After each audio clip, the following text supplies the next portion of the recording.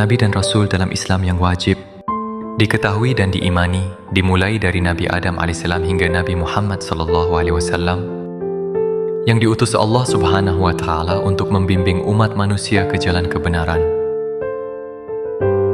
Nabi Adam AS, manusia pertama. Nabi Idris AS, pandai menulis membaca. Nabi Nuh AS, bahtera besar ulul azmi. Nabi Hud AS diutus kepada kaum Ad. Nabi Saleh AS, unta dari batu kaum Samud. Nabi Ibrahim AS, bapa para Nabi ulul azmi. Nabi Lut AS diutus kepada kaum Sodom. Nabi Ismail AS, peristiwa penyembelihan.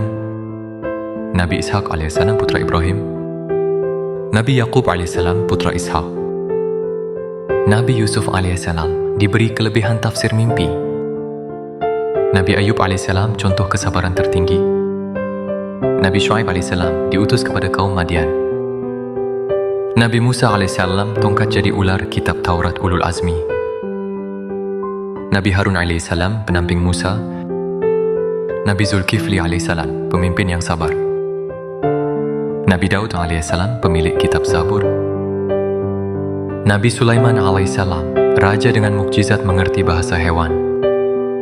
Nabi Ilyas AS diutus kepada kaum yang menyembah Baal. Nabi Ilyas AS melanjutkan ajaran Ilyas. Nabi Yunus AS dimakan ikan paus. Nabi Zakaria AS pendoa untuk keturunan. Nabi Yahya AS pemberani putra Zakaria. Nabi Isa AS lahir tanpa ayah, kitab Injil ulul azmi. Nabi Muhammad SAW penutup para nabi Al-Quran ulul azmi.